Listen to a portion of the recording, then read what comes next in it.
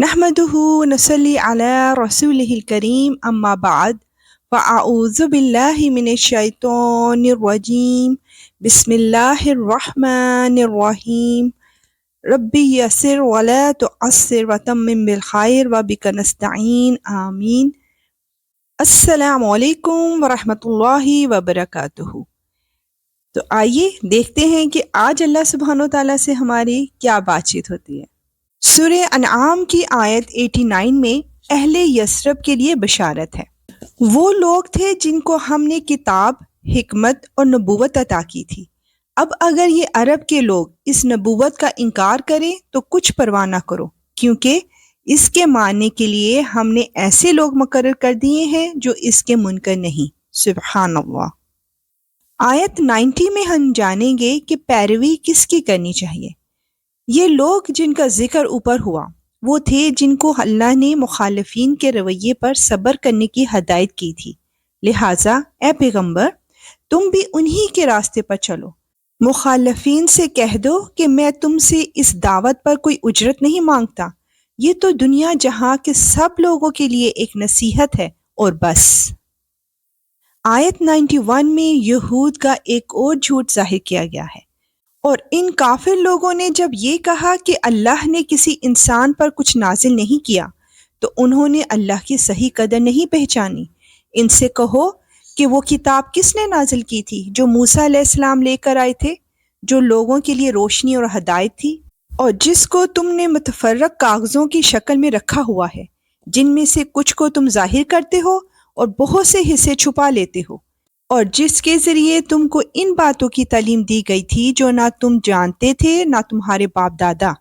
اے پیغمبر تم خود ہی اس سوال کے جواب میں اتنا کہہ دو کہ وہ کتاب اللہ نے نازل کی تھی، پھر ان کو ان کے حال پر چھوڑ دو کہ یہ اپنی بیہودہ گفتگو میں مشغول رہ کر دل لگی کرتے رہیں. بے شک قرآن حق اور سچ ہے. آیت 92 میں قرآن کریم کی 5 شانیں بیان کی گئی ہیں. آئیے دیکھتے ہیں کہ وہ کیا ہیں. اور اسی طرح یہ بڑی برکت والی کتاب ہے جو ہم نے اتاری ہے، پچھلی آسمانی ہدایات کی تصدیق کرنے والی ہے، تاکہ تم اس کے ذریعے بستیوں کے مرکز یعنی مکہ اور اس کے ارد گرد کے لوگوں کو خبردار کرو.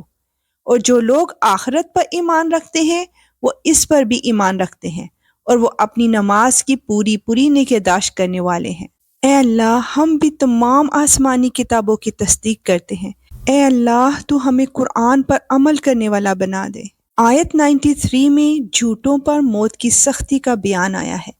اور اس شخص سے بڑا ظالم کون ہوگا جو اللہ پر جھوٹ باندھے یا یہ کہے کہ مجھ پر وحی نازل کی گئی ہے، حالانکہ اس پر کوئی وحی نازل نہیں کی گئی ہو. اور اسی طرح وہ جو یہ کہے کہ میں بھی ویسا ہی کلام نازل کر دوں گا جیسا اللہ نے نازل کیا ہے. اور اگر تم وہ وقت دیکھو جو بڑا ہولناک منظر نظر آئے، جب ظالم لوگ موت کی سختیوں میں گرفتار ہوں گے اور فرشتے اپنے ہاتھ پھیلائے ہوئے کہہ رہے ہوں گے کہ اپنی جانیں نکالو، آج تمہیں ذلت کا عذاب دیا جائے گا، اس لیے کہ تم جھوٹی باتیں اللہ کے ذمہ لگاتے تھے اور اس لیے کہ تم اس کی نشانیوں کے خلاف تکبر کا رویہ اختیار کرتے تھے. اللہ اکبر. یا اللہ تو ہمیں ان جھوٹوں میں شامل نہ فرمانا. آئیے آیت 94 میں دیکھتے ہیں کہ روز قیامت تمام انسانوں سے اللہ تعالیٰ کا کیا سوال ہوگا. پھر قیامت کے دن اللہ تعالیٰ ان سے کہے گا کہ تم ہمارے پاس اسی طرح تنہا آ گئے ہو جیسے ہم نے تمہیں پہلی بار پیدا کیا تھا، اور جو کچھ ہم نے تمہیں بخشا تھا وہ سب اپنے پیچھے چھوڑ آئے ہو، اور ہمیں تو تمہارے وہ سفارشی کہیں نظر نہیں آ رہے جن کے بارے میں تمہارا دعویٰ تھا کہ وہ تمہارے معاملات طے کرنے میں ہمارے ساتھ شریک ہیں.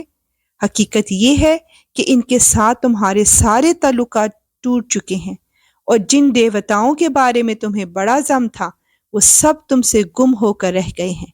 اے اللہ بے شک تیرا ہی ساتھ سچا اور پکا ہے. اے اللہ اس کتاب قرآن پاک میں سے ہماری زبانیں جو پڑھتی ہیں اس میں ہمیں تفکر، تدبر اور اس کی سمجھ عطا فرما، اور اس کے معنوں اور عجائبات کی پہچان کروا، اور جب تک ہم زندہ رہیں اس کے مطابق عمل کریں. بے شک تو ہر چیز پر قدرت رکھنے والا ہے. آمین یا رب العالمین۔ انشاءاللہ ملیں گے نیکسٹ آیات کے ساتھ۔ اب اجازت، وآخر دعوانا ان الحمد للہ رب العالمین۔ سبحانک اللہم و بحمدک، اشہد ان لا الہ الا انت، استغفرک و اتوب الیک۔ السلام علیکم ورحمۃ اللہ وبرکاتہ۔